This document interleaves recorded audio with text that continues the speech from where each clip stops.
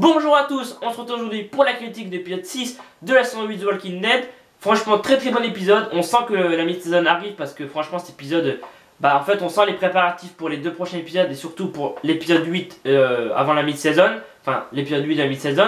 Donc je vais résumer l'épisode, ensuite j'aurai mon avis et aussi dans cet épisode je donnerai le nom de celui qui sera dans le crossover entre Fear the Walking Dead et Walking Dead parce que le nom a enfin été donné.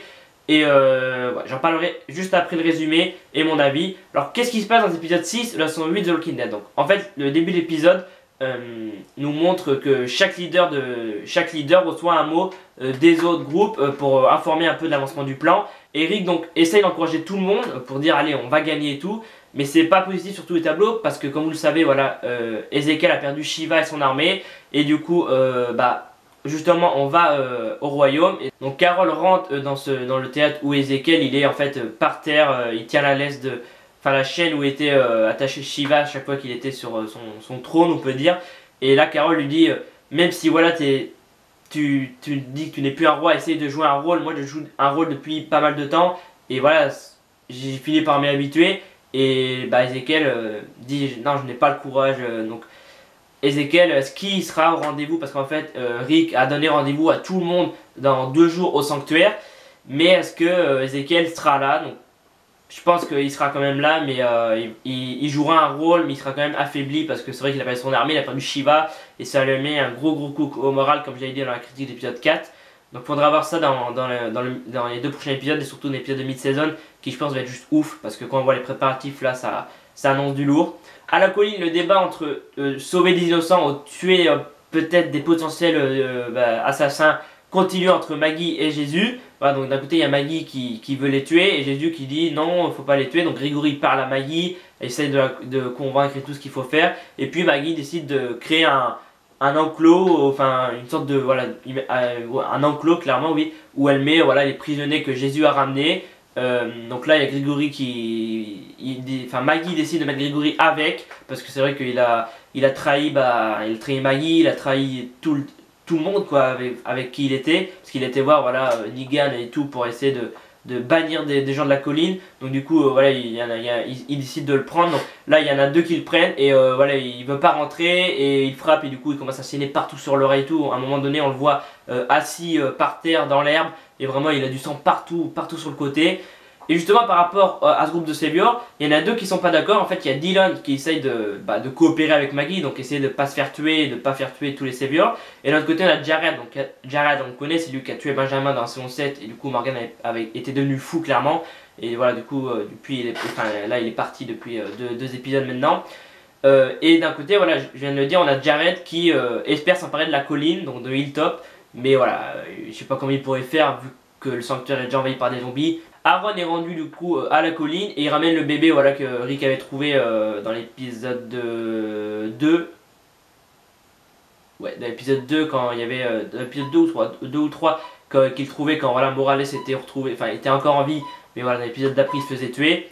Et donc Aaron arrive à la colline, il descend et là Maggie voit que il a perdu quelqu'un, voilà, donc Eric est mort. Donc son compagnon est mort et là il ouvre la porte, il y a le bébé donc du coup il y a un nouvel habitant à la colline. Et justement par rapport à Aaron, voilà, il discute un peu avec Maggie, il raconte qu'il a perdu Eric et tout et il décide de passer à l'action, de voir comment se déroule le plan et Enid veut venir avec et du coup il dit ok va préparer tes affaires, amène à manger donc et du coup Aaron amène Enid avec lui. Donc où c'est qu'ils vont aller? Est-ce qu'ils vont aller au sanctuaire déjà 2 jours avant les grands préparatifs, clairement le final pour voir le plan que Rick a prévu depuis le début? Est-ce qu'ils vont déjà aller au sanctuaire? Ah c'est des théories, c'est à voir. Du coup voilà ils se transmettent les lettres pour savoir comment avance le plan et du coup il y a Rosita et Michonne qui sont de retour, donc on les avait pas eu depuis l'épisode 1. Donc Michonne et Rosita ils sont convalescentes, voilà, Rosita se fait tirer dessus, Michonne elle est convalescente aussi parce que dans l'épisode 16 de la saison 7 elle se fait clairement, elle tombe d'un balcon, donc clairement elle était très mal au point. Et du coup en fait elle veut voir comment avance le plan, elle en a marre de rester ici, de rien faire, donc elle décide de sortir. Donc Rosita monte dans la voiture avec Michonne. Et là je me suis aperçu d'un truc, il y a eu un petit faux raccord parce qu'en fait il y a Michonne qui est au volant et donc Rosita monte à côté et on les retrouve juste plusieurs minutes après et bizarrement c'est Rosita qui conduit, ce n'est plus Michonne. C'est bizarre, ouais, c'est un petit faux raccord, c'est... Je me suis rendu compte, je fais, attends, c'est bizarre parce que tout à l'heure c'était Michel qui était au volant quand il partait d'Alexandria, et maintenant c'est Rosita. Donc ouais, un petit faux raccord, regardez bien, mais ouais, quand il part d'Alexandria c'est Michel, et quelques minutes après c'est Rosita qui conduit, donc voilà, petit faux raccord qui voit clairement, il n'y a pas photo. Et donc justement, donc, ils sortent de Alexandria, ils s'apprêtent voilà, à aller au sanctuaire pour voir comment est le sanctuaire parce qu'il a envoyé de zombies. Et là en fait ils entendent du bruit et donc ils s'arrêtent en plein milieu de la route, voilà, de toute façon il n'y a personne, ils rentrent dans un bâtiment et ils entendent en fait des saviors, ils savent que voilà ils ont attaqué le sanctuaire, que ça reste des zombies. Du coup ils ont en fait un 4x4, enfin vraiment ils ont construit un grand 4x4 avec des grosses enceintes de musique et tout. Et en fait ils s'apprêtent à aller au sanctuaire pour justement libérer le sanctuaire et qu'il n'y ait plus de zombies, donc faire partir les zombies avec ces grosses enceintes et tout. Et là donc il y a Rosita et Michonne qui sont là et en fait Michonne tape dans une balle de tennis et du coup elle roule la balle de tennis et là ils s'aperçoivent les deux savieurs qu'il y a quelqu'un et voilà, ça se passe un peu mal pour Michonne, ça se passe un peu mal pour Michonne parce qu'elle est encore convalescente et voilà il y a une petite baston et du coup elle a du mal quand même à battre la savior. Et du coup il y a donc Michonne qui s'occupe de la savior et il y a Rosita qui s'occupe du savior. Et donc là il s'apprête à partir et là il y a Rosita qui prend un bazooka, un lance-roquette. Elle dit, le savior dit tu tireras pas ma jolie, tu vas pas tirer. Et là elle tire et là le mec explose. Alors, donc là Rosita tire sur le savior. Donc c'est juste ouf parce que vraiment là on se dit à mon avis ça va mal se passer pour l'épisode de mid-saison. Mais là c'est hyper mal fait parce qu'on voit une explosion, le corps, il n'y a pas de morceau du corps qui vole quoi. Enfin vraiment même par terre il n'y a pas de morceau du corps. Un petit peu mais voilà on voit pas de sang gicler et tout donc c'est un peu bizarre quoi parce qu'on dirait que le mec a fait hop il s'est envolé, il a fait comme ça et le mec s'est envolé donc ouais c'est un peu mal fait mais bon c'est quand même marrant parce que le mec croit qu'elle va pas tirer et on se tire mais ouais un peu mal fait parce qu'on voit juste une explosion et il n'y a plus de corps, il n'y a pas de morceaux qui volent, enfin c'est un peu mal fait. Du coup pendant ce temps il y a la savior qui tente de s'échapper et donc là Rosita et Michonne ils peuvent pas la rattraper parce qu'elle est en train de partir avec les grosses enceintes et vraiment le camion. Mais juste avant en fait il y avait Daryl qui était rentré donc à Alexandria et en fait il y a Tara qui lui disait ouais t'as bien fait de me dire de pas tuer Dwight parce que du coup il nous donnait des indices et tout et du coup c'est cool parce qu'on a pu attaquer le sanctuaire. Mais elle dit du coup à Daryl je veux le tuer hein.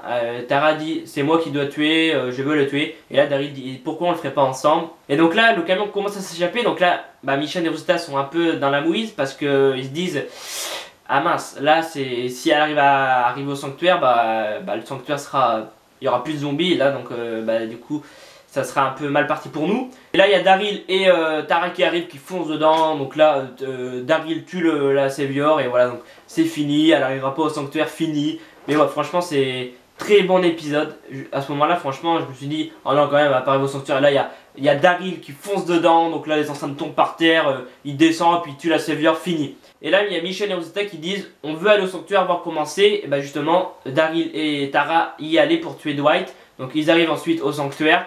Et ils donnent, voilà, ils regardent avec un petit zoom pour voir comment c'est. Donc là Michonne et Rosita voient comment c'est et là Daryl dit bon on y va, on va en finir avec ça. Et donc à mon avis là les quatre là en font qu'à leur tête.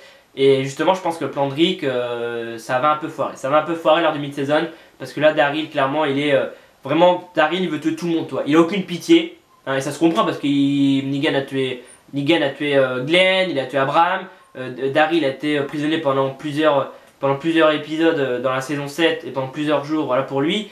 Et du coup voilà il veut tuer tout le monde. Alors, comme je l'avais dit dans une de mes critiques, il y a Rick d'un côté qui veut sauver les innocents. Tu vois, il y a des innocents dans le camp de Negan qui ont tué personne. Et voilà il veut tuer les autres, il est d'accord mais il veut pas tuer les innocents Rick. Alors que Daryl pour lui il veut tuer tout le monde, même les innocents qui n'ont tué personne, qui n'ont rien fait, il veut les tuer. Donc faudra voir dans le mid-season comment ça se passe. Je pense que le plan va foirer et à mon avis lors de la reprise pour l'épisode 9 à mon avis ça va... Enfin pour la deuxième partie de saison je pense que ça va être un peu le bordel. Clairement ouais ça va être le bordel. Et comme on peut le voir dans le trailer, voilà, il y a Rick qui va voir Jadis, donc Jadis qui voilà le chef de la déchetterie. Et il va essayer de convaincre Jadis de rejoindre son groupe pour essayer de battre Negan. En fait, toutes les photos qu'il a prises, il les montre à Jadis. Il dit, regarde, ils sont prisonniers, il y a plein de zombies et tout au sanctuaire et tout. Clairement, on va gagner, donc viens avec nous. Et là, Jadis dit non. A dit non. Donc du coup, Rick prisonnier dans un conteneur. Et a dit, oh, il parle trop. Donc Rick, du coup, est prisonnier dans un conteneur 2 jours avant le rendez-vous au sanctuaire. Alors justement, est-ce que Rick était au courant qu'il y avait la possibilité qu'elle dise non? Est-ce que certains sont au courant qu'il pourrait être prisonnier? C'est à voir, parce que là, si Rick est prisonnier 2 jours avant vraiment la grande réunion au sanctuaire avec la colline, le royaume, peut-être si Ezekiel arrive à se remettre de ce drame qu'il a eu en quelques heures. Voilà, il a perdu son armée, il a perdu Shiva. Donc est-ce qu'il va arriver à partir de la déchetterie? Quelqu'un va venir le délivrer? Je pense qu'il a quand même prévenu quelqu'un au cas où elle dirait non, parce que ça m'étonnerait qu'il reste prisonnier ici. Mais ouais, il y a possibilité qu'il reste prisonnier, mais je pense que voilà. Il dit juste avant qu'il soit mis prisonnier, ils savent que je suis là, mes autres, voilà, il dit de toute façon, si tu m'emprisonnes ou tu me tues, ils savent que je suis ici, donc ils viendront me chercher et ils vont t'exterminer, ils vont tout le monde, même toi tu vas mourir. Et a fini par dire non, donc c'est surprenant. Elle est encore du côté de Negan. Je pensais qu'elle se mettrait du côté de Rick, enfin du côté du gagnant, comme Rick est en train de gagner en ce moment et vu qu'il a pris des photos, je pensais que ça la convaincrait. Et finalement, elle n'est pas d'accord avec Rick. Elle est encore avec Negan, donc c'est à voir lors des 2 prochains épisodes, j'allais dire lors des prochains, mais surtout lors du mid-season. Est-ce que Jadis va être dans le groupe de Rick ou encore avec le groupe de Negan? C'est à voir, franchement. Il faudra voir s'il arrive à être délivré, Rick. J'avais juste oublié, il y a Carl qui sort dehors, voilà, et en fait il essaie de retrouver Riddick qu'on avait vu dans l'épisode 1 et que Rick faisait fuir en tirant en l'air. Il le retrouve et il lui donne de l'eau et à manger, donc vraiment on voit qu'il a soif et tout. Il lui pose des questions et il dit, Carl à Riddick, combien de personnes as-tu tué? Et là, enfin, combien de zombies d'abord as-tu tué? Donc il dit plus de 237 à peu près, un ou deux près, voilà, 237. Combien de personnes, enfin d'êtres humains tu as tué? Un seul. Parce que vraiment les zombies voulaient le tuer, et du coup je l'ai tué. Et il dit comment tu t'appelles? Riddick. Moi je m'appelle Carl, voilà, moi je m'appelle Riddick. Et du coup il dit ouais, je vais t'emmener je vais pas t'emmener, on est une colonie et tout, donc il commence à l'emmener avec lui. Là il y a des zombies, en fait on apprend que Riddick, sa mère lui avait dit de tuer des zombies pour les libérer de leur âme et tout. Il y a des zombies qui sont en train de manger un cheval. Et là, Carl dit pour ta mère. Donc là, ils attaquent les zombies. Mais là, il y en a de plus en plus qui arrivent. Donc là, Carl se retrouve en difficulté. Et il y a d'abord Riddick qui en tue un. Il en fout un dans l'arbre. La tête explose. Ensuite, il y a Carl qui est en difficulté en ce moment-là. Parce qu'en fait, il y a un zombie qui est sur lui. Il est coincé sur le cheval en fait. Et il essaie de le manger. Mais là, il est vraiment en difficulté. Et là, Riddick dit que va-t'en. Enfin, juste avant. Et là, il est vraiment en difficulté parce qu'on dit non, quand il va pas mourir. Et il arrive voilà, à les tuer en tirant avec son fusil, donc il arrive à les tuer, mais il a vraiment du sang partout. Et je me demande s'il a pas été mordu, parce qu'il y a vraiment beaucoup de théories en ce moment, comme quoi Carl pourrait mourir, enfin clairement va mourir dans cette saison 8. Justement à ce moment-là, il a vraiment galéré, et Riddick dit que tu aurais pu partir, et Carl dit non, je suis en charge de toi, je vais t'emmener à Alexandria, et voilà, je pense que je vais montrer un peu à mon père, je pense que les enfants doivent un peu montrer à leurs parents ce qu'ils doivent faire. Et on le voit vraiment un peu perdu à ce moment-là. Donc est-ce qu'il s'est fait mordre? Je me demande. Je pense que il y a possibilité qu'il s'est fait mordre, mais je vais en parler dans ma vidéo théorie. J'en parle juste après la vidéo théorie. Voilà, j'avais annoncé que je ferais des théories, je donnerai des infos sur la saison 8. J'en parlerai juste après. Donc ouais, faut voir, mais ça serait surprenant que... Enfin, ça serait pas surprenant parce qu'il y a beaucoup de théories, mais j'en parlerai dans ma critique. Je vais en parler juste après. Donc très très bon épisode. Je pense que c'est... Pour l'instant, je pense que c'est le meilleur que j'ai vu. Je pense que c'est un des meilleurs épisodes de saison que j'ai vu. Après, je sais très bien que l'épisode 8, donc l'épisode de mid-season sera clairement, je pense que ça sera un des meilleurs cette saison. Parce qu'à chaque fois, l'épisode de mid-season, ils font vraiment un truc de ouf pour Walking Dead. Donc franchement, j'ai hâte d'être dans 2 semaines parce que ça sera l'épisode final. Donc il y aura vraiment une longue pause. Hein, après, ça arrivera, je crois, c'est février-mars la reprise. Si je me trompe pas, février-mars. Donc ouais, c'est... Ouais. Franchement, j'ai hâte de voir cet épisode de mid-season. Mais je pense que pour l'instant, c'est un des meilleurs épisodes que j'ai vu. C'est vrai que tous les épisodes sont bons, mais clairement là c'est un très bon épisode parce qu'on sent vraiment que les préparatifs arrivent et c'est juste ouf. On voit que Rosita et Michonne sont à fond, enfin vraiment ils en avaient marre de rester à Alexandria. Donc là ils attaquent et ils empêchent justement deux saviors d'Alexandria d'aller au sanctuaire sauver Negan. Content de revoir Michonne et Rosita. Est-ce que le plan va se dérouler comme prévu justement? Est-ce que comme Daryl en fait un peu qu'à sa tête parce qu'il veut tuer tout le monde, il y a Tara, il y a Michonne et Rosita avec lui, ils sont au sanctuaire, qu'est-ce qu'ils vont faire? Aaron avec Enid, où c'est qu'il va parce qu'il veut voir comment le plan se déroule, où c'est qu'ils vont les deux? Il y a vraiment en fait un côté où il y en a qui respectent le plan et de l'autre côté il y en a qui respectent pas le plan. Il y a Daryl, Rosita, Michonne, Tara qui respectent pas le plan. Apparemment Enid et Aaron vont pas respecter le plan de Rick. Donc ouais, après il faudra d'abord aussi Ezekiel. Est-ce que Ezekiel va aller dans cette bataille dans 2 jours au sanctuaire? Est-ce qu'il va aller au rendez-vous au sanctuaire? Carol essaie vraiment de lui remonter le moral, mais on sent qu'il est vraiment affaibli, qu'il a plus envie de se battre, il sait plus quoi faire, il est vraiment perdu. Et justement il dit à Carol, ça devrait être toi la chef. Et elle dit non, c'est toi le roi. Même si voilà tu n'as plus envie, joue un rôle, montre que tu es toujours un roi. Moi je joue un rôle depuis plusieurs temps et je m'y suis habitué, voilà, même s'il y a eu des soucis, je me suis habitué. Donc voilà, il y a aussi le frère, ça j'avais oublié, c'est quand même important, je pense qu'il va être dans la révolte, enfin dans la révolte, il est déjà dans la révolte, mais dans l'épisode de mid-saison il va y être. En fait il y a le frère de Benjamin donc, qui se fait tuer dans la saison 7 j'ai oublié son nom, par Jared. En fait il y a Carol qui sort du royaume, elle sort du royaume.